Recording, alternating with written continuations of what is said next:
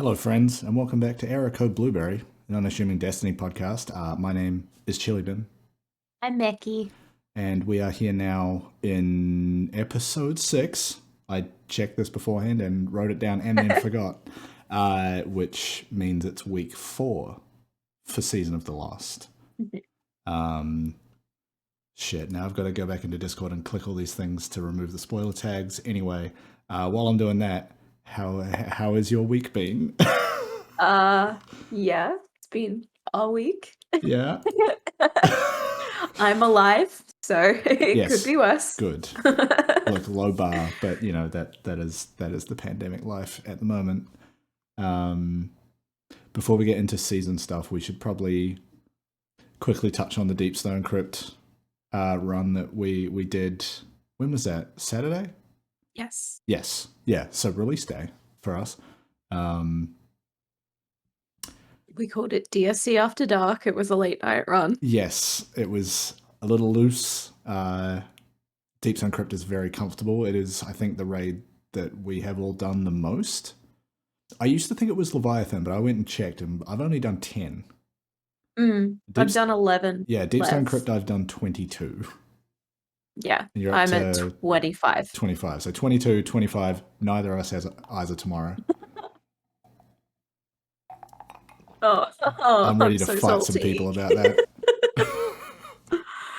Yeah, I'm in the same boat. It's the last thing I need for the Descendant seal, so I'm getting really upset. Yeah. Forgive my video. I'm not sure what's happening with my network, but yeah, we have done a fair amount of runs as a group. I think maybe only like 3 of our sort of regular raiding group have actually got eyes, right? 2? 2, 3? I know one of them got it and then immediately dismantled it, which made me want to punch them through the internet. Just did it to spite everyone. Friend of the podcast, enemy of the clan. Yes. Yeah, I had to think through like the Venn diagram that those 2 statements created, but yes, that is accurate. And then the next run, he proceeded to try and pull it out of the vault in time with Killing the loot drop, making us think that it dropped it again. Yeah, that's a good troll. I enjoy that. But yeah, so we did that. It was pretty standard sort of run for us, really. DSC. Yeah, although the thing that we knew we were going to have to going in, but the last time we did it, we had breach and clear, and we had all of the fun that creates for damage on bosses and things like that. So we had to kind of recalibrate some things. We had to go back to sort of day 1 or week 1 strategies of, hey, get Lament, get Xenophage, let's do this old school, basically. But then there are a few people trying out the particle deconstruction combo from this season, having some good results. But yeah, it was a little rough. We might do some more testing on 1K, but a few clan members have noticed an uptick with 1K, so that might enter our clan's meta anyway, because everyone does it differently. But it's also kind of annoying because 1K is really hard to get, and I think only like 2 of us actually have it. Yeah. And I'm not one of them. Neither are you, to my knowledge. No, I have the worst luck with raid exotic drops. I think consistently for the last, has it been 5 raids? Like separate raids. I'm usually the last to drop the raid exotic. Yeah. I'm always one of the last to drop it, so. Yeah, I'll still just take solace, I guess, in the fact that like I think I'm still the only person who got Taraba to drop out of the raid. Like, yeah, you can go and buy it from the kiosk now, but I don't think anyone else had it actually drop. No. Which was odd. I used it for a little bit after I got it, then I put it away. I'm like, it's not actually it's not a good fit for how I play most of the time. You put it on the shelf, just that's nice. I put it in the vault. I'm like, I'm going to keep you. Like, I usually keep one of everything in terms of exotics. But yeah, same. But yeah, it was a pretty good run for Deepstone.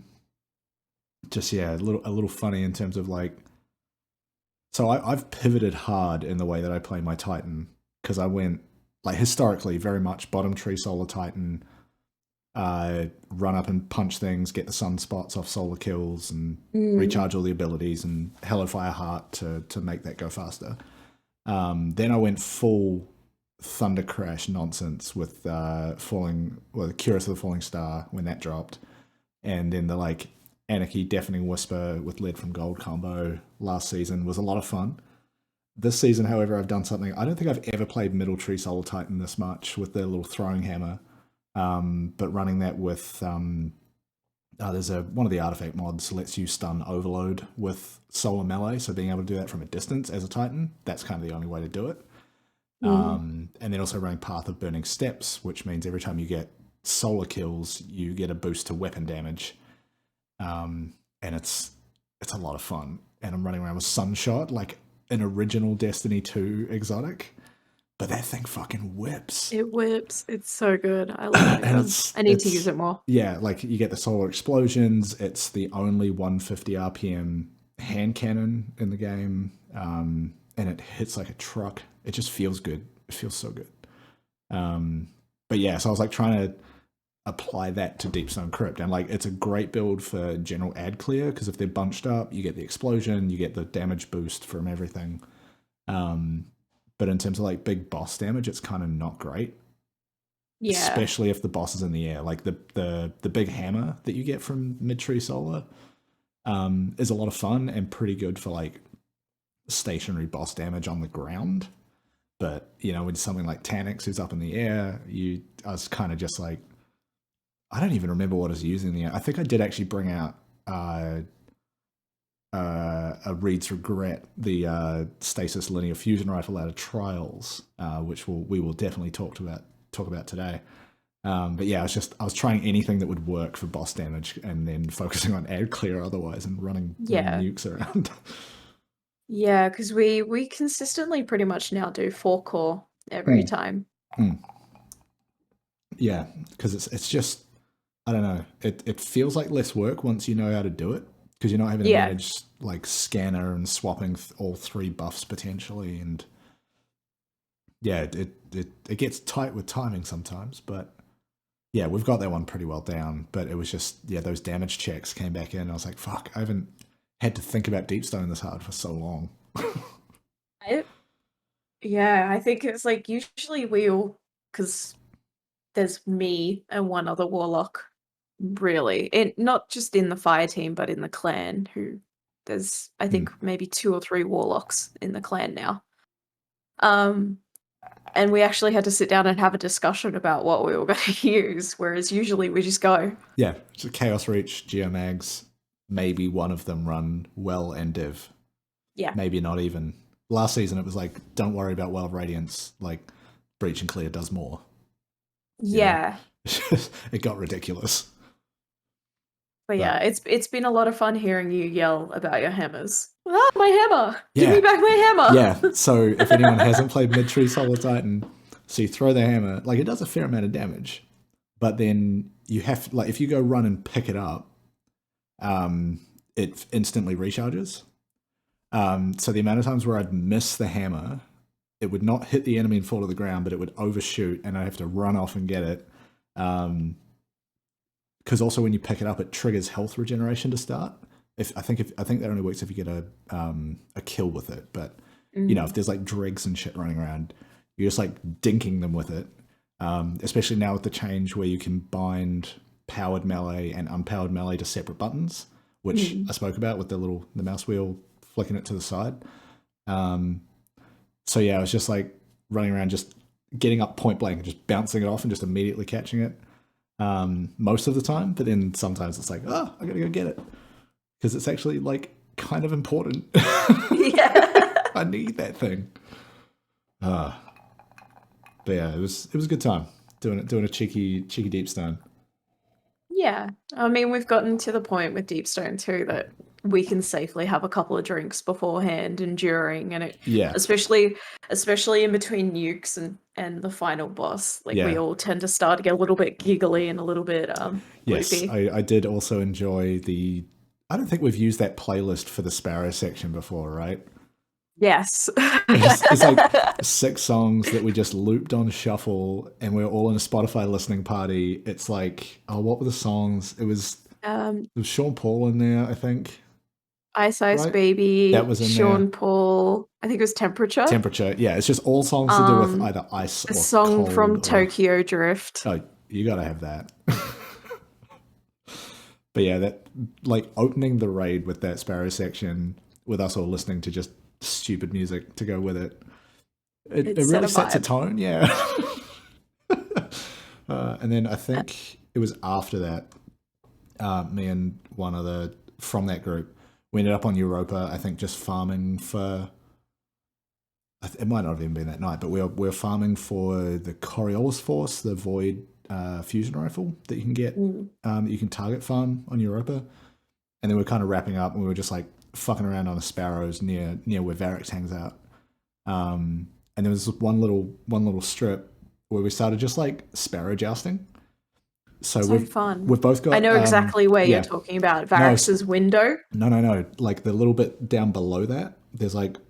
You know where those mission banners are? Yeah. Like it's like Variks' window, and then there's like a little... Yeah, it's like a little runway kind of area. But we were both using Always on Time, the Sparrow from Scourge, that you can just buy from the kiosk now, the one with all the stupid amount of boost charges. And there was enough of like an incline or a little dip or something that if you boost at the right time, you fucking scoot off the other person's Sparrow and just get launched. But because this little track we were using, it's like straight going one way, and then it curves, and then there's a void like straight there.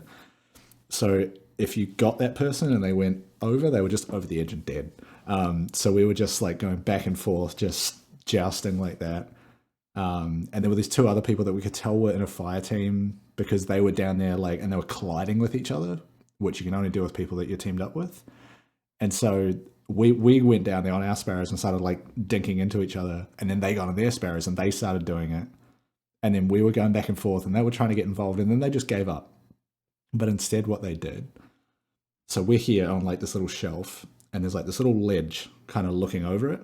They went and stood up on that and were acting like a crowd.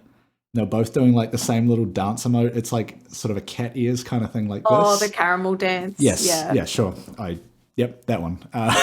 So they were just both doing that perfectly in sync, as the 2 of us were just like jousting back and forth. We did that for honestly like 10 minutes.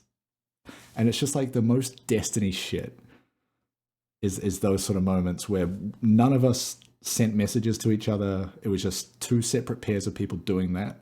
And then a couple other people came over, and then we stopped Sparrow jousting, and the other one that I was with sort of left, and it was just me playing on my own with these random strangers around me. And then we all started doing like emote parties, and just it got real bizarre.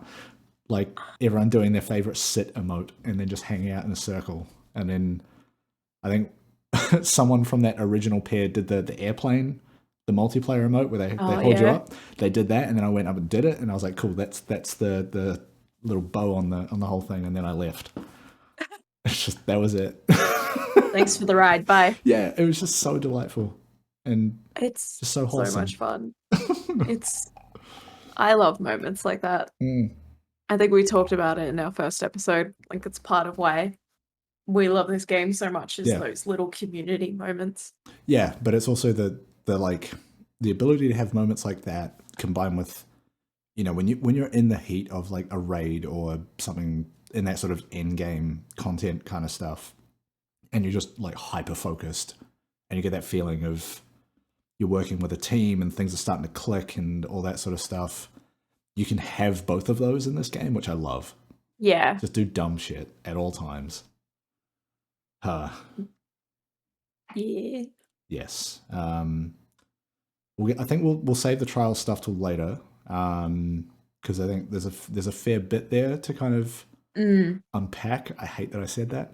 But let's dig into this week's story stuff. I haven't totally finished the stuff that dropped this week. I just haven't had the time. I don't think you have either. I got wrapped up doing the exotic stuff. Yeah, so I started with that as well, and got to a point where it was just like you got to go grind a bunch of astral alignments. Like I think I'm up to like step 7 out of 12, and 6 and 7 are both like do these specific things in astral alignments, get a bunch of kills with rifles, and then the next one is like get a bunch of kills with supers and kill champions. So that one's going to take a little bit longer. The story stuff is kind of, at least with the exotic quest, right? So it's the tracing the stars into the what is it? Something coronation. Yeah, the coronation. I forget the name of it. Hollow coronation or something like that's that. It. Yeah. So essentially, there's been the Riga and Aga story told through these weird little things that you go and pick up throughout the Dreaming City, which is kind of or definitely is a story of Mara and Uldren It's kind of where it's ended up. I mean, yeah, they're kind of selling it like the story runs parallel with them, but at the same time, like if I remember correctly, there's more or less a voice line from Crow that is like, yeah, you can. This is the story of my sister and I. Yeah, yeah. Like, so could just be some weird awoken magic shit. I don't know. There's some definite weird sister wife vibes between the two of them. There were a few. There was a few voice lines where I was like, "Homie, that's your sister." Y'all are a little bit close. A little, but yeah, they keep talking about. So Aga's Scepter is the name of the exotic, and I think step 5 of the quest, you go and see it, but it's in this little bubble, kind of hiding it away. And the voice lines are basically saying like that was meant for Uldren, now Crow. But Mara kind of kept it and was kind of like is now rather trying to keep him away now that he's a light bearer and all this weird stuff. Yeah, it's a bizarre story. I'm still not sure kind of what's going on. I feel like I need to go and watch it all over again in like a recap fashion. That's what I thought last night too. I was like, there is a lot of stuff that I'm gonna have to listen to again. Yeah. Or read again. Yeah. One of the things I found interesting is I'm wondering if they're alluding to, because it's the scepter and the crown, right? Yes. And so basically Mara has the crown already. Yeah. It's a crown of feathers, I think they refer to it as. Yeah. So I'm wondering if that's going to transpire as some sort of exotic or something later down the line for us too. Or it could just be some magical item that Mara uses at some future point. I don't know. There's a lot of stuff that like it feels like they're trying to wrap up, but also it's all setting up for later. Yeah, the way of some of Mara's and Uldren's lines gave me Game of Thrones energy. Okay. Like I'm like, stop. Is stop you that a sentence. Lannister, homie? Yeah, like, stop that sentence, please. Yuck. You might want to try that sentence again with a slightly different tone, maybe. Maybe. Yeah. My fucking video's gone to shit again. I think it's just Discord. Everything looks fine on my end. Anyway. Yeah, you're fine on my end. That's fine. Look, it's a little blurry. Just blame the monitor. Give it a wipe down. It probably needs it. Close your eyes. It's ASMR now. Ooh. I mean. No. I can make that content. No, I won't. All right, so that's kind of the exotic quest stuff that neither of us had finished. So I'll report back next week. So I don't think it'll take me that long, but it just required a little more time than basically a day. Yeah, it's Wednesday really, to Thursday, which is when we're recording now. It's really hard, kind of some weeks with it being a midweek reset to get certain things done, especially like, depending on, without doxing myself, depending on what state you're in. Some of us are still working in the office and still have to get home after work and eat and cook and prepare for the next day. So sometimes it's a little bit tricky to fit even for all me, of the content in the evening. Even for me, like working from home as a software engineer full time. I am like in a very flexible, very supportive work environment. Like some weeks will finish work at 4 o'clock on a Wednesday or Thursday to try and actually get through some of the new stuff for this. And even then, that's not enough, depending on like other stuff I'm doing that night or whatever. So yeah, it is what it is. Being an adult. Yeah. You know, we're not doing this full time. It's, you know, we have full-time jobs, plus we want to make this show. So sometimes we might have to kind of come back to it later. So that's what it is. As for the other quest, the sort of seasonal story, I guess, that is, I think now like halfway done, based on the quest step at least. We're kind of doing the loop back around to the original Shattered Realm. I'm trying to remember, did I put notes in here about the actual story stuff? There was a voice line I got through one of the astral alignments where, I don't know if this is a new line, but it was a conversation between Glint and Sir Crow's ghost and I forget who. I think it might have been Petra. I think so. Yeah, but Glint mentions that the spider, quote, tortured Crow and, quote, treated him like a possession. So that's grim. I think some of the story or the lore stuff, the lore tabs, lore books or whatever's been coming out has been almost setting up Spider as like someone they're planning to get rid of or deal with in some way. Yeah, it's also really interesting because if you go back to like Season of the Hunt and stuff, that's not how Spider paints their relationship at all. No. And then we kind of stole Crow from him. Yeah, and then you think about the fact he calls him little bird and yes. and all of a sudden it's like the Savathûn stuff where it's like you look back on things in a new light. Like, yeah, you know, it's a bit gross, all of that. Yeah, I'm kind of blanking on some of the story stuff. I know I got a few bits out of the Shattered Realm stuff, which I guess I'll just go through now. So now that we've got essentially all three of the powers for navigating the Shattered Realm, now that we're going back to the Forest of Echoes, Forest of Echoes, the first one that we did, there's a bunch of other stuff we have access to, essentially. I found there's two of these, apparently, these Ascendant Mysteries, which are essentially like, I think they refer to them as rituals, but they're kind of puzzles. So there's one where it's like, I'd use True Sight to get out to this platform. I did then pick up an orb, carry it all the way back and take it somewhere, and then deposit that, and then a giant fucking Hive Knight came in. And do you remember the ones from, there was some Ascendant Realm thing where they would show up and you couldn't kill them. Well, you could, but they were like huge. Yes, yeah. So like if you really spent the time and tried to kill them, you could, but you were actually meant not to. You were meant to just kind of keep going. I forget what that is. It's like on the tip of my brain, but I can't remember. But yeah, so one of those comes in. It looks like that big kind of knight thing, but you can definitely kill it. It just takes a while. But it's called Apocalyptic Blade, which edgy. You've heard of Blade 2000. Get ready for Apocalyptic Blade. It feels like an early 2000s Xbox Live username. Yeah, it does. Like it'd have two X's and then an underscore and then...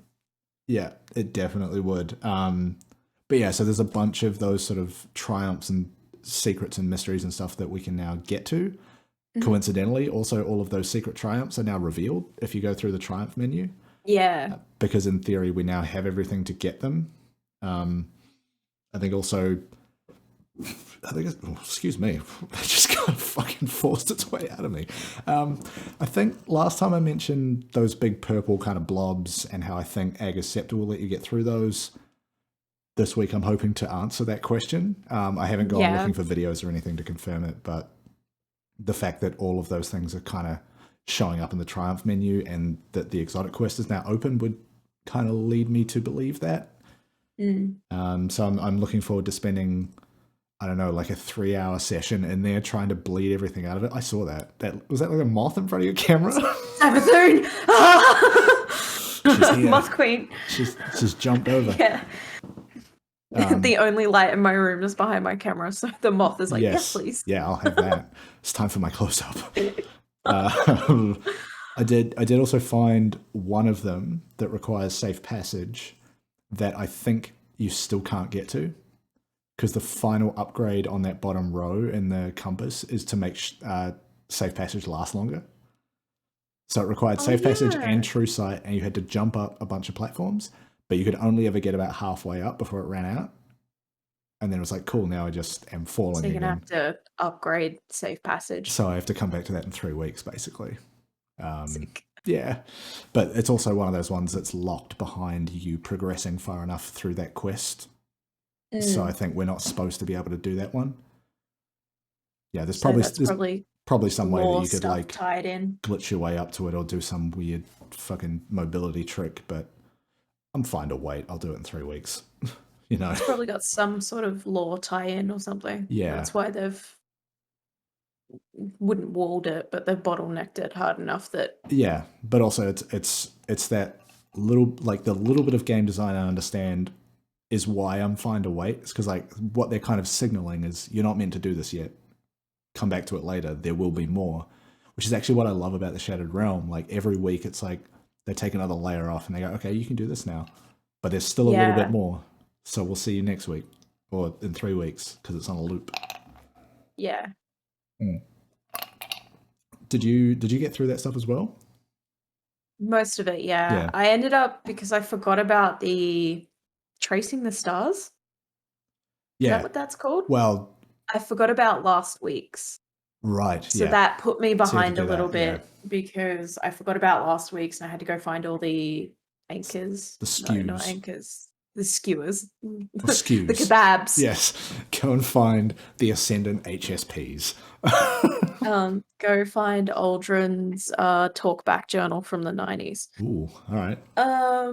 Yeah.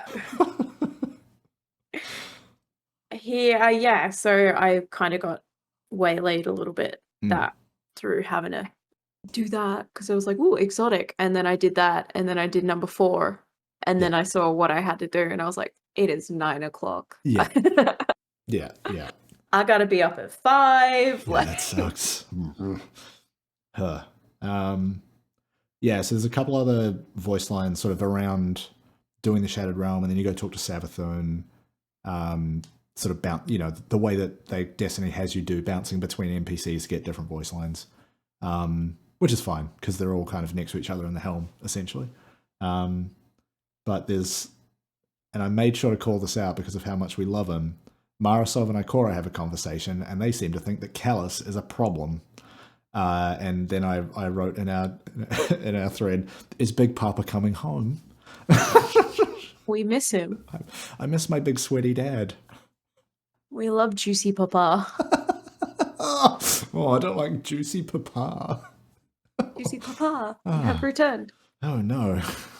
If that's the case, there's a certain somebody in our fire team who's going to scream. Yes, but they do actually specifically mention the Glycon, so the Presage. Is it Presage or Presage? Because I've heard both. I like Presage. To say it like someone from Boston says massage, which is massage. Ah. So I've been calling it Presage. Okay. And it bothers certain people. Presage. See, Sergey? We're going to go do the Presage. Pre-Sergey? Presage. Anyway, Ikora basically says to Mara, like, we need to discuss what they found on the Glycon in private, which is weird. We found it. We know what's up. The answer's gross shit. Yeah. Yeah, there's a man named Katabasis. We stole his gun. He's full of bullshit. The End, the Crown of Sorrows, was apparently on that ship. There's some Jinji Ito body horror going on. It's yuck up there. That man's a plant now. Yeah. So then, yeah, you also go talk to Savathun, and she is talking this week a lot about family. And between that and Mr. Shorhan, when is the Fast and Furious crossover coming? Yeah. They go to space. It's all about family. Too far into space, they're now Guardians. Yes. Yep. That'd be so good. Can you imagine? Zavala is Vin Diesel. Zavala, Dom, and Ikora can all get together and compare their shiny heads. Yes. Yes, and The Rock, because he's in there too. And Jason Statham. Why are there so many bald men? Because we love a good bald daddy. And then pat their head and it makes a little slapping noise. There's like 5 people in Fast and Furious alone that are bald for some reason. Gotta represent. They gotta look tough. They gotta shave their heads. I don't know. You're gonna make a new podcast about Fast and Furious? I'm down. Hell yeah. And we just talk about hairlines? Yeah. Yeah. Yes. Anyway. $10 says Shaq's got a full head of hair. Do we know? Hang on. I want Shax to look kind of like Santa. Is Shax a human? Doesn't matter. Can still look like Santa. No, I'm sure somewhere some piece of law specifies what that man is. I don't know. Santa? He's just riding around on that fucking Dawning Sparrow that shits presents out the back. My favorite Sparrow. It's so dumb. It's so huge.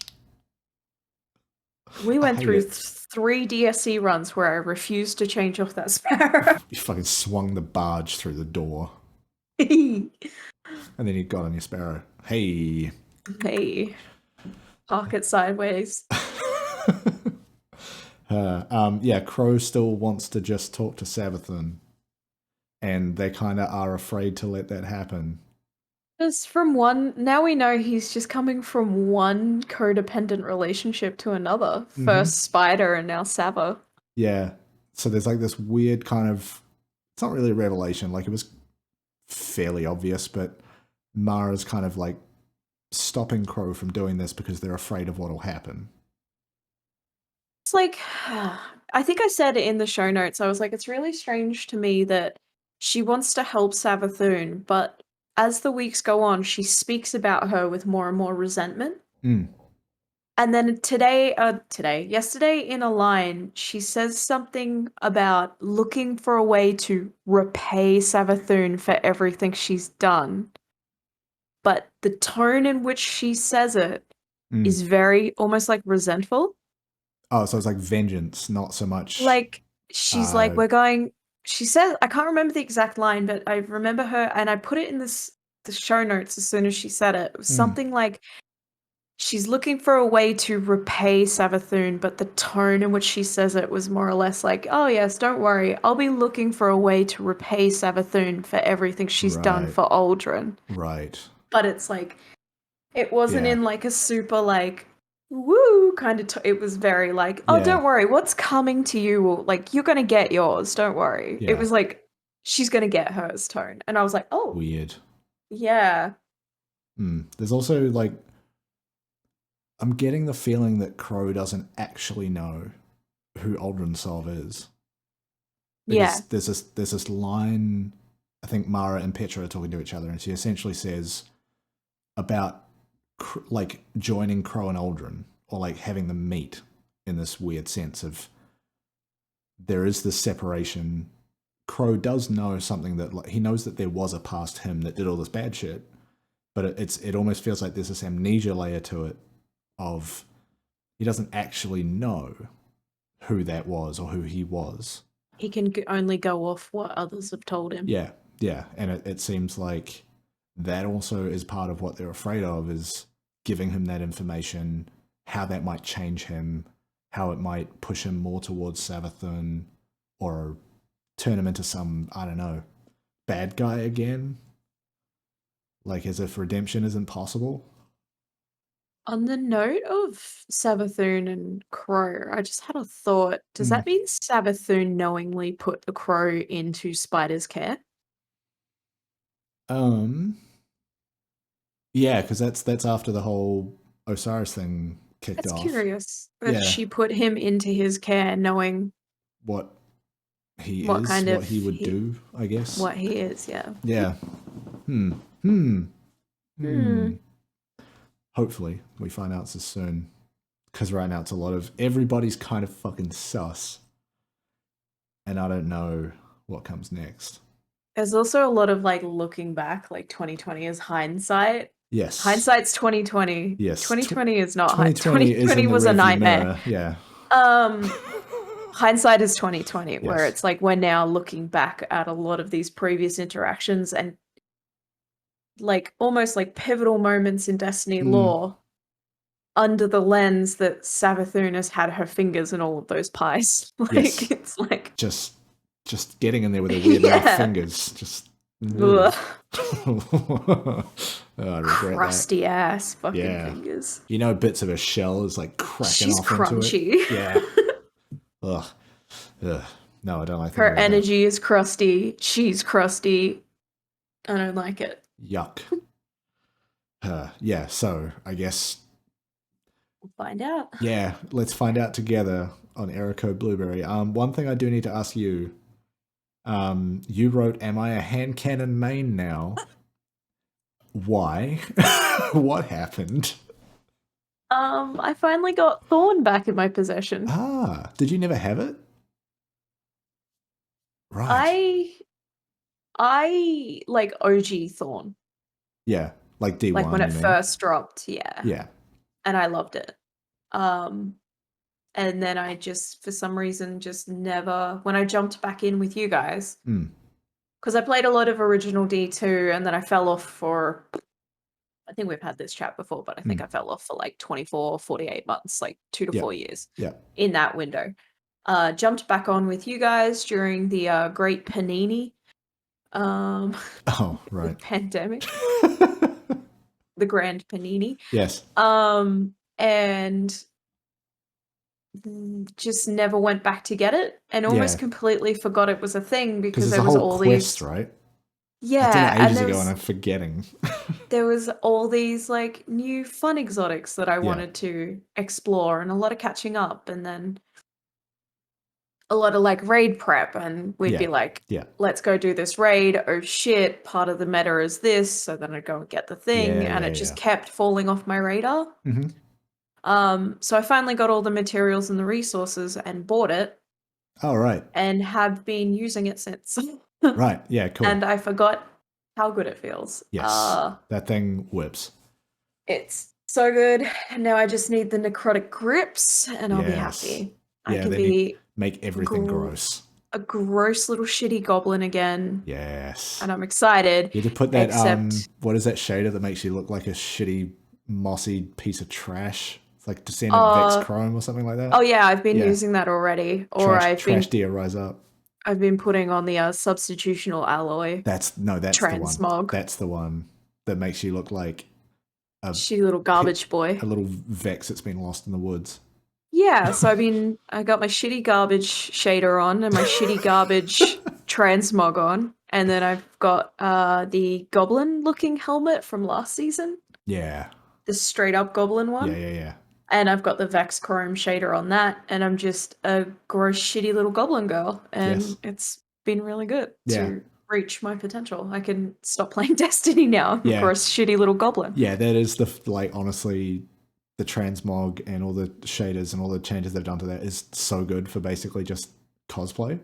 Or you can go in and be like, I want to set this vibe and then just pick a color and kind of work to that. Right, like as the last season came to an end, I was like, right, we've got to get cutscene ready. We've got to get that fit. We've got to get dripped out. We've got to look good. So we spent like 2 hours like styling all our characters up. Yeah. So good. And then I think DSC run, we all jumped into neon orange. Yeah, sorry, we went Nerf orange. Vanguard Marshal, the shader where it just sets everything to bright orange? It's like orange and a dark metallic blue. Yeah, so we all went Nerf gun. Yes, yeah, which was fun. You're making me think of pulling out for a real one, Parcel of Stardust kinetic shotgun that got sunset. That with that shader on made it look fucking mint. So see, good. My go-to is usually, as everyone in the fire team knows, black and gold or black and yellow. Yeah. But now that everything is slowly coming together and my character's getting crustier and crustier, I'm just like, it's time to be gross. Yes. It's time to be gross little goblin girl. or my favorite is I've been calling it the Pimp Elixir coat. Ooh. Which is the Warlock coat from last season, I believe. Like the season pass ornament? The Hezenlords. Oh, the one from Vault of Glass. That's it. Yes. Cuirass of the Hezenlords. Mm. Because it's got those spines in the back. And if you put the Vex Chrome shader on it, they go rusty. Right. And I've just been walking backwards towards fire team members, threatening to give them tetanus the entire time, which is my new favorite thing. You're going to need an injection, homie. Here I come. Chasing one of our fire team members, my favorite fire team member to terrorize, so you know which one. Just following him around the tower. I'm going to give you tetanus. I hate this. Just walking backwards. Yes. Good. Destiny's a dumb game. I love it. It is, but it's also like the best it's ever been. And I'll say that with my whole chest. Anyone can fight me. This game fucking rules. Speaking of which, that's as good a segue as I think I'm going to come up with. Trials is back in a real way. Oh, speaking of Black and Gold, Trials time, baby! Yes. So I played a bunch of it. I think you kind of dipped your toes in a bit as well. Yeah, I've just had a really busy week, and the day that I was meant to log on and play Trials, I was actually in a really rotten mood. I was a bit grumpy. I'd had a bad day at work. Trials would and I was like, now is not now is not it. Yeah.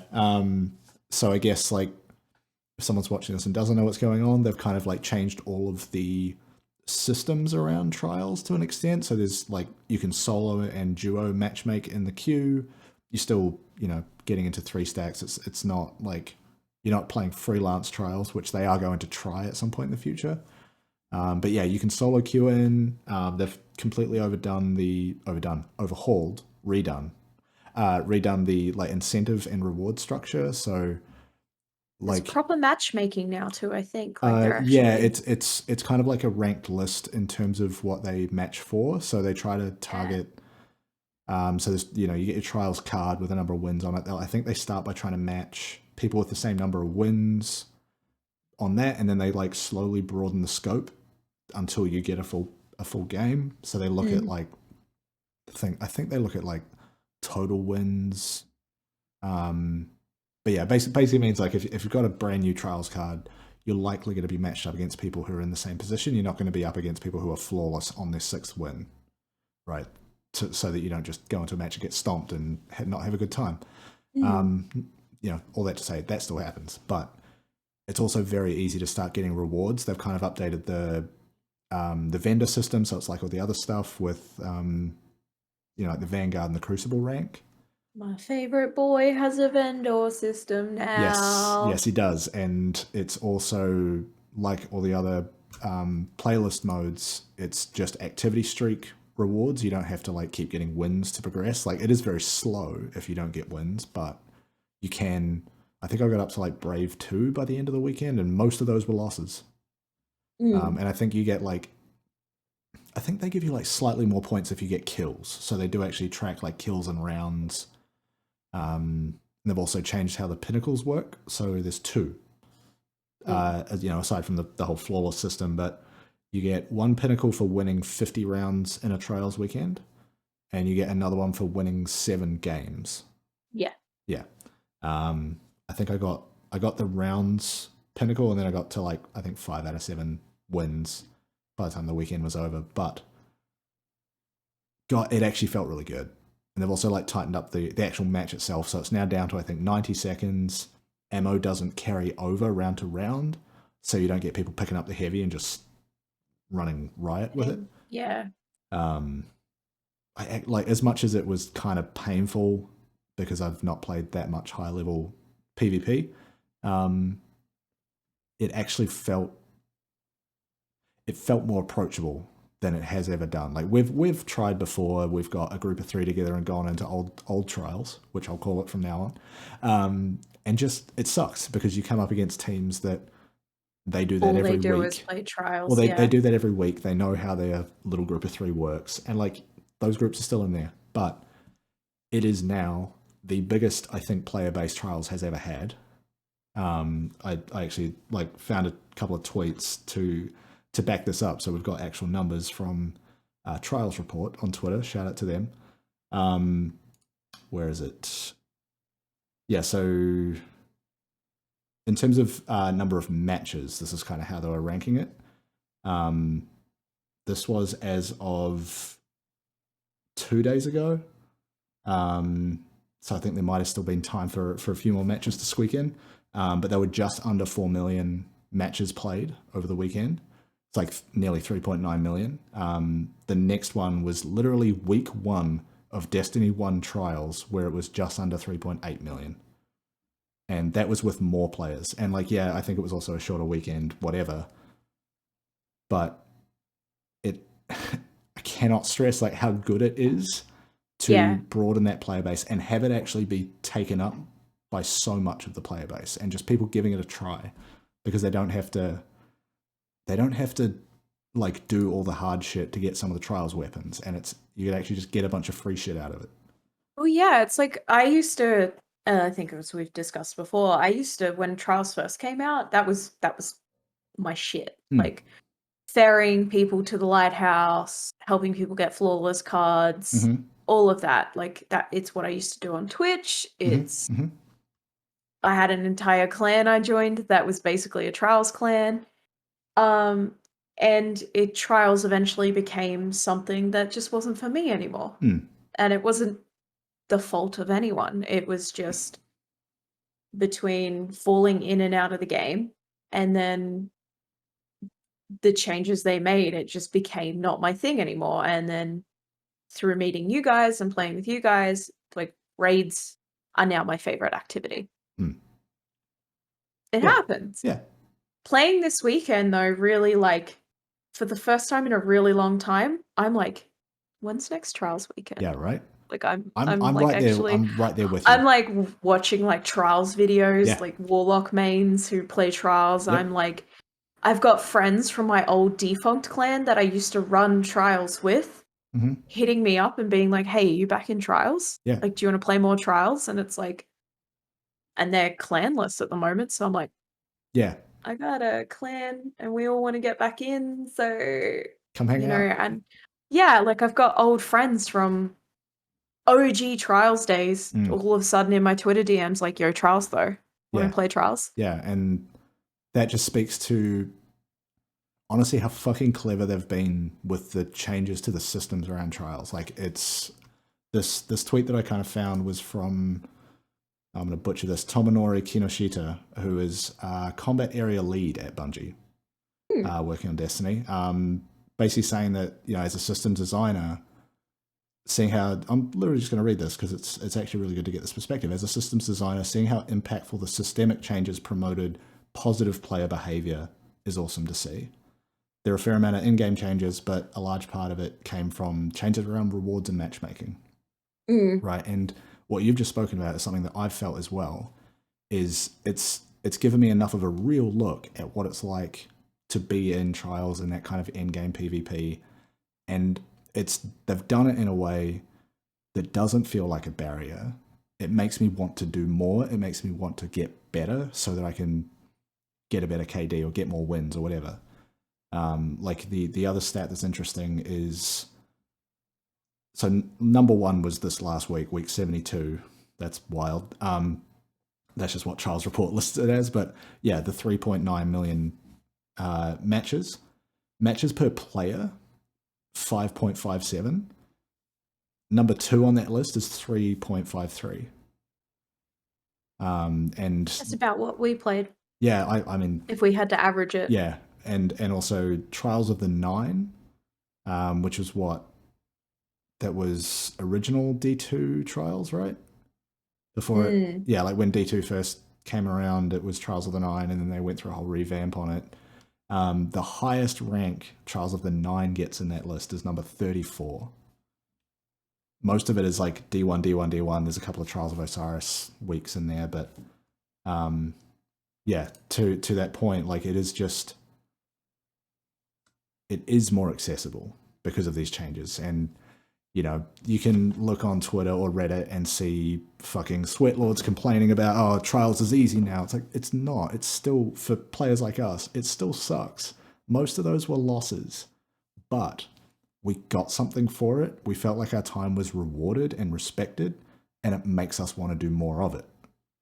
Yeah. How is that not a good thing? It's only beneficial for the high rank players too, because they're going to start to see new names and new players cycle through those higher ranks. Because like, I know I want to get better. Yeah. I want to see the lighthouse. I want to run flawless. Like that's highly nostalgic for me, is running a flawless. Like the excitement of doing that. And it's like it's gotten me wanting. And we were talking all weekend, but like, yeah, we got to practice. Like like we've got to just keep getting in there and bashing our head against the wall. And the wall isn't anything Bungie's doing. It's us being relatively new Trials players. Yeah, yeah. Like I'm new to PC Trials. Yes, yeah. I, was a long time console player and never really enjoyed PvP stuff, but I've gotten good enough, I think, at Destiny on a PC that I now prefer mouse and keyboard for all shooters, and feel fairly confident in most sort of normal PvP. But this also, because it's one map for the weekend, it just forced me to learn angles and lanes and positioning and all that sort of stuff. And also fuck the meta. Like, I was in there still running Sunshot, running Servant Leader, the Gambit scout rifle, because I've got one, because it's a full auto frame, and I've got one with rapid hit. So if I just get enough headshots, it just almost instantly reloads, and I'm just still going. So I was able to like basically suppress that whole cylinder down the middle. Because like, all right, you're lining me up with a sniper, but I've already hit you 4 times. Like, yeah, okay, go hide or you're dead. Like, it actually worked. It worked for me, and that's the thing. Use guns that are fun and that work for you. Don't get caught up in like, oh, you've got to run the last word plus this exotic. Like, fuck off. Just have fun. Yeah, I think for me too is like, you get so used to Crucible and Trials. I think for some of us, Trials was, hey, we have to slow down. Like, we've got to slow down, because a lot of us were just running like Trials, run in. Yeah. But I'm also like, I'm doing research on sniper rifles, because I used to be a sniper. Icebreaker was my girl. Like, so I'm really excited to actually sit down and maybe get back into sniper rifles, which for me is a neglected part of the Destiny arsenal.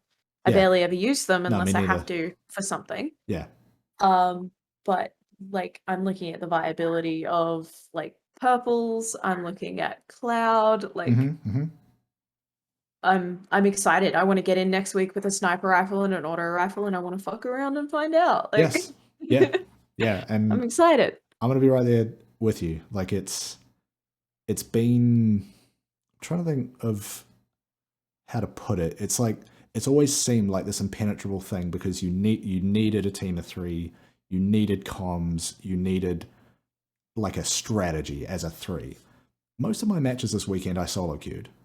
Yeah. And I just didn't play like a fuckhead. Like, I wasn't running out into open cover. I was trying to stick with my teammates, even though like I wasn't bothering with like in-game voice chat or text chat. I was just, don't stray from the pack, team up, maybe flank, but then regroup.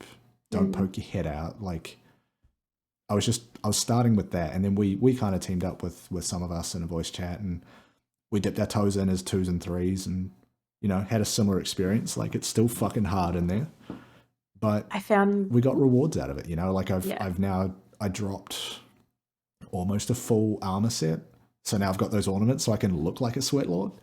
I got a couple of weapons out of it. Like, I was shit at it, but the time I spent trying to get better was still rewarded. Whereas before, you wouldn't get anything until you got 3 wins, right? But now round wins are rewarded, and just playing matches is rewarded.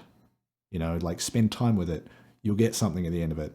If you win, you get more. Absolutely. That's how Crucible like rewards always work. Yeah. It feels a lot, without being hyperbolic, but also being hyperbolic. Trials previously felt Sisyphean. Or it's like constantly pushing that boulder up the hill and then just trying to get to the top, whereas now you're being actively rewarded, which is motivating the player base and also motivating us individually. Yeah. Also, like, I discovered on the weekend, a lot of my CSGO muscle memory is still there. Okay. Like, not peeking, crouch walking, like, it all kind of just started to come back. Watching angles. Yeah. I found my brain wanting to go back into that CSGO, like, muscle memory, which I think is also why I'm like, yo, sniper rifles. Yeah. Yeah, it makes me want to, like, actually try and fuck around with sniper rifles a little bit. Like, I always find the scope range always feels really, I don't know, claustrophobic to me in a sense, where it's like, I don't feel like I know enough about what's immediately around me, and I don't feel safe using them, and I don't honestly hit that much with them. So I just disregarded them, honestly, years ago. But it kind of makes me want to think, maybe I should give them another shot. Maybe it's worth trying again. Like, you know when you used to get sniper rifles and you could swap the scopes? I would always swap to the shorter option, like the shorter scope. Because most things are not that far away in Destiny. Yeah. You know, most Crucible maps don't have that big of an area to zoom across, right? Even Burnout, this week's Trials map, you know, that long kind of cylinder, I was hitting headshots with a scout rifle. I didn't think I needed the extra kind of power reach from a sniper, but also I don't want to have to deal with green ammo. I don't want to have to change all my ammo mods to, like, get more of it. Just give me a gun with infinite ammo and a full auto frame. I'm good to go. Yeah, that's true. I did actually fuck around a little bit because I just got fed up with a few matches in a row that weren't fun. So I went in with Actium Water Rig and Sweet Business, stood down the end of that fucking corridor and just beamed it. Last week we were literally complaining about how it wasn't fun in elimination when people did that, and you were like, don't care. Don't care, because I dropped an Actium Water Rig with, I think, 69 nice base stats. And then by the time I masterworked it and put mods in it, it was up to 111 because I put that charge of light shit in there and got an extra 20 mobility. It was gross. It's disgusting. But yeah, it's just standing there with a Sweet Business that would not quit and just covering that fucking lane with bullets. It was real dumb. Chili's in the tube. The tube. The tube. With the gun that goes noom. No, that's probably heir apparent if I'm honest, but fuck getting heavy ammo in Trials. No. Oh. But yeah, I am actually kind of excited to do more of it. Which is good because what is it? It's Showdown this week for Crucible, which I don't like, but you have to do it for the seasonal challenge, so I'm gonna force myself through it. Ugh. Have a couple of beers and do it on the weekend. Yeah. I mean, it is also so Monday is my birthday, and I've taken the day off work because also, like, the world's fucked. I don't want to, like, I'll take some time off. I kind of feel like I need it, but also I don't want to work on my birthday, get fucked. So I'm gonna take the day off, probably just play Destiny all day, if I'm honest. Trials will still be up on Monday, so shit. Maybe I'll grind out some nonsense. But yeah, I'm gonna birthday lighthouse. I doubt it. I don't think I'm anywhere near going flawless, homie. Even if I got carried, I feel like I'm a liability. Just every single time you come into a new game, just put "It's my birthday" in the team chat. Yeah, please, that's match fixing. I'm gonna get banned. It's my birthday. Flawless, please. Is there an emblem that is a cake? I have to go and look this up. There might be, and if there is, that's my birthday emblem. Hell yeah. Yeah, so Trials, it's good. As I said with crossplay, like, opening things up for more players to do things, to try things, to play together in different ways, it's only good. Like, if you're complaining that Trials isn't competitive, well, guess what? You just get easier lighthouse trips. Fuck off.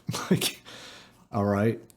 Also, like, I took one of the Trials passages I took was, Ferocity, which means when you get your third win, it gives you a fourth for free. Which means at that point, you're getting matched against people with 4 wins on their card, if I understand the matchmaking correctly. let me tell you, it took me a long time to get another win, and then I did not get another one at all. I reset it. I picked up a Passage of Mercy just to go back to like playing against 0 win cards. But then also by then it was like Sunday and Monday, and the people playing Trials still are probably Sweatlords. So yeah, that's their jam. I got my 5 wins. I was like, cool, I've had a good time. I got some engrams out of it. I'm just super excited, and it's like it's actually fun to be in the Destiny like Twitter subject now. Yeah, because it's just people talking about how rad shit is. Yeah, and they're all so excited, and like you're getting a lot of like really genuine, sweet crossplay stories, and me and my brother played some more at the weekend. Like, still just going through the Beyond Light story because he's just had a kid, so he doesn't have a lot of time. So I'm just like I'm not power leveling him because that's not really something you can do. But I'm mopping up all the bullshit that he can't kill. It's kind of more accurate because he's still like just over 1,200. You're a chaperone. Yeah, like he's sort of around that 1,200 power when you're still doing the initial grind, and I'm sitting there at like 1335, just fucking destroying everything. You're his chaperone. Yeah. You're guiding him. I am. I'm his guiding light. He's a new light. Yeah, and all that shit is just the best. Yeah. And it's like it's so fun seeing people tweet at Bungie now and be like, yo, fuck yeah. Instead of just like, shit's broken.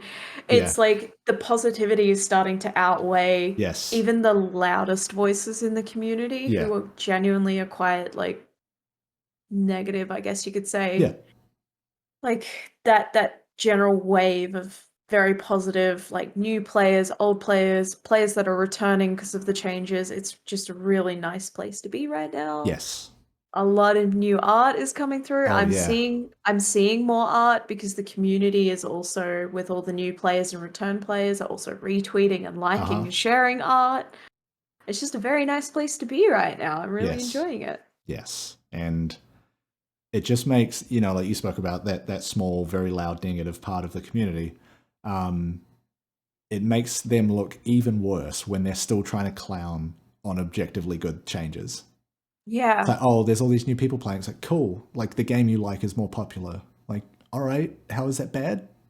Sorry. I mean, homie, if you're a Twitch streamer who streams Destiny 2 and more people are in the community, that could only be you might get more viewers than you had your before. Creation. Like, what? It's also really funny to see the people like that at the moment too, because of all the new players and new personalities in the community just get absolutely ratioed. Oh. Like some nobody like me in the community can just be like, yo, homie, you're being goofy as hell right now, and my tweet ratios them. Yes. Like, yeah.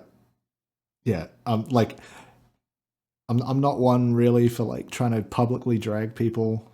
I try to avoid getting into that kind of shit fight. Doesn't mean I don't enjoy seeing it when someone else does it.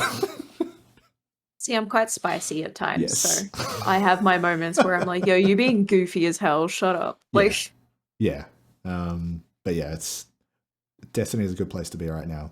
And I mean, I doubled down my own excitement by finally pre-ordering the Witch Queen today.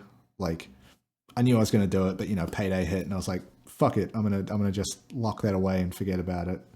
And then I had to go and like try to figure out where I get the pre-order bonuses from, and like one of them just shows up in your collection, the emblem, but then the other ones you have to go and talk to Rahul for some reason. There's no notification anywhere about that. I want to talk to him at the best of times. I know.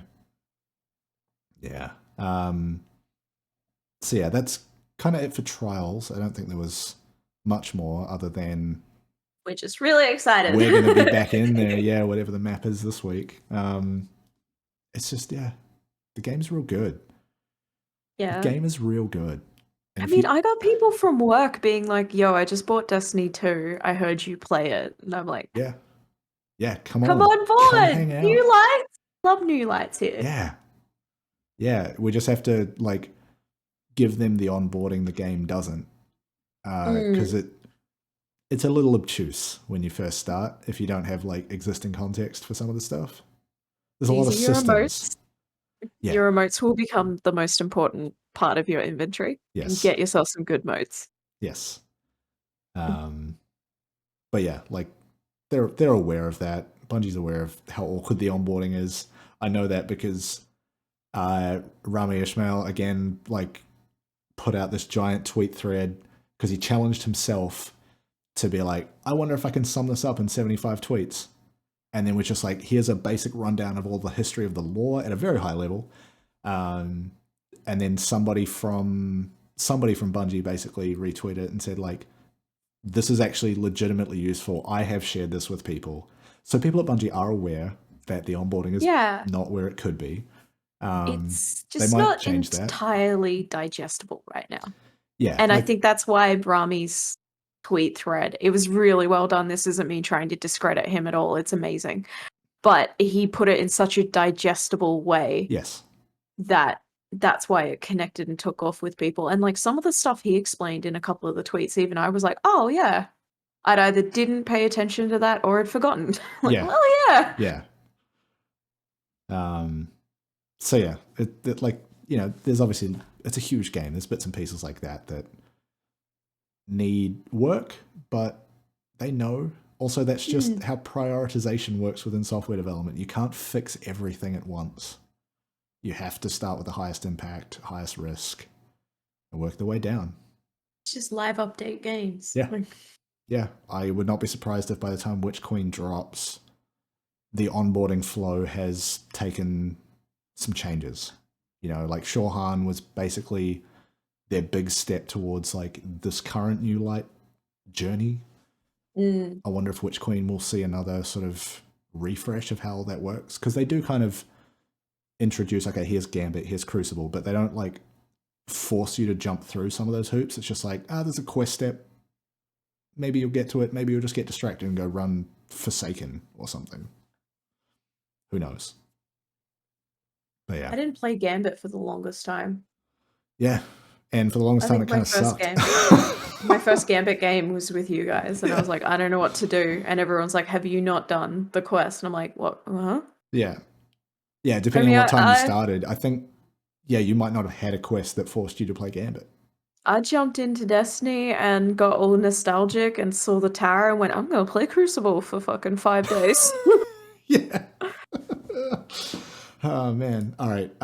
What I want to finish on today, because we forgot to do it last time, I'm pretty sure. It's time for that Gilded Dredgen check-in. What everybody's been waiting for, what I've been waiting for. I really want to just talk about it some more. I'm surprisingly close, and it is week 4 of the season. Hang on, I've got to find this again because I was in Braytech and clicked on the wrong thing. All right, there it is, Dredgen. I have already done 3 out of the 6 triumphs that I need. So that's number of invaders defeated, number of Guardians defeated as an invader, and the rocket launcher final blows. Interestingly, out of the 5 invaders defeated, I've done 57 now, because I don't like invaders, and when they come through, I hunt them down. In terms of Gambit matches won, I've done 26 out of 50, halfway there. Good Company, which is the most motes, didn't die or dealt the most damage, 6 out of 10. But that's also for wins, so I can kind of double them up there. And then the other one is to reset my Gambit rank. Now, if I bring that up again, where was that? Under activity, Gambit. I am already at Legend, so now I just need to fill the circle, and that one's done. I am basically like 8,500 out of 10,000 points, so I'm almost there for that. I feel like I'm maybe a couple of weeks away from doing it. So not the last day of the season, thankfully. It's looking like I'm going to get that nice shiny gold title for a little longer. Hell yeah. And I should have played more this last week because it was bonus infamy. But I was too busy playing Trials, honestly. Like, I can't believe I'm saying that. Me, the double Gilded Dredgen, was too busy playing Trials. Also, I was playing Trials with my Dredgen title on. I just forgot that's what I had on. Flex is a flex. Yeah. Anyway. Yes. That's where that's up to. Yours, I think you've made some progress. You've done the Army of 1. 5 out of 10. What was it this week? Last reset? Shortly after the weekend after we recorded the pod. Yeah. I finally hit Army of One, which I keep accidentally calling Army of Me. Now it's Army of Mechie. And I think this week I'm going to try and tackle the Dark Age Arsenal, which is win a match with a Gambit weapon in every slot. Yes. That one's annoying because there's no way to easily tell what it is and isn't a Gambit weapon. Like Servant Leader obviously is the season scout rifle. That's a kinetic. Yeah. I think Gnawing Hunger technically is a Gambit weapon. But also I've grown fond of there's a Gambit submachine gun, I think. Oh. I'm just looking at Dim now. Fuck, there is. But yeah, which I've started using, and I've grown fond of that. So my submachine gun, like my secondary, is picked. I'm probably going to have to go maybe a hand cannon or something for first slot, and then third slot I'll do some research and figure it out. There'll be lists out there of what is a Gambit weapon, but there's no way of like looking it up in the game. It's not like, because it's all the little symbols or the season, right? Yeah. So it's kind of hard in to general tell. The Gambit weapons are a little bit like you can go by they've aesthetic. Got a look. It's they've got one a look. of those. Yeah. It looks like the Drifter. It's crusty, rusty, and musty. Like, and it's probably got some Taken shit floating in it. Yeah. If it looks musty, it's the Drifter. Does this gun look like it's wearing a headband to hide its receding hairline? Then yes, it's the Drifters. That's a choice. Ugh. Gross. It's the Drifter. Very gross. I'm convinced he's using that headband to hide a hairline that is not as strong as it was a few years ago. Is it that, or is it a tattoo he really regrets? A face tattoo, but like specifically here. He's got Drifter tattooed across his head. It's Dredgen, but he spelled it wrong. Dregden. Dregden. Georgian. Just Dan. He put his government name on his forehead. It's like luchador wrestling. Like taking off the mask is the greatest insult because it reveals who you truly are. If you take off his headband, you learn everything. He's got like a super normie name. Yeah. Like Daniel. Yes. Daniel from Gambit. Oh. My real name is Andrew. Yeah. Yeah, he looks like an Andrew. Who are we kidding? That man's He looks gross. like a Callum. Oh, shout out to Callums everywhere, I guess, with that call out. If your name is Callum, your mum has yelled at you more than once to get out of the tree. Yes. Why does that feel so very correct? Australian, New Zealand call out there. If your name is Declan, Dylan, or Callum, your mother has told you to get the fuck down from something more than once. Fuck. In those exact words, get the fuck down. None of those are my name, but that is true of everyone I've ever known that goes by those names. Wow. Oh, it's just... That has completely derailed my brain. All right. That'll probably do us for episode 6 of Erico Blueberry. Thank you for stopping by and hanging out. We'll be back again next week with who knows what. Back with, second time around on a different part of the Shattered Realm. Maybe some more story stuff. Maybe one of us will have Aga's Scepter and we'll be shooting things with that. Who knows? Yeah. Appreciate all of the support, all of the people watching along. Hit the subscribe button, etc. Anything else from you? It's in the comments. Yeah. Let us know what you think, because I actually kind of care, if I'm honest. But also be nice, because I'm soft. Yes, please. If you're a dick in the comments, I will be angry at you. I couldn't follow through on that. I need to work out how to do the sign off. I'm bad at it. Dylan, for the last time, get out of that fucking tree. All right, this is how we're doing it. Dylan, for the last time, get out of the fucking tree. There's no Xbox for you. All right, see you next week. No. Damn, now the microphone's in the shot.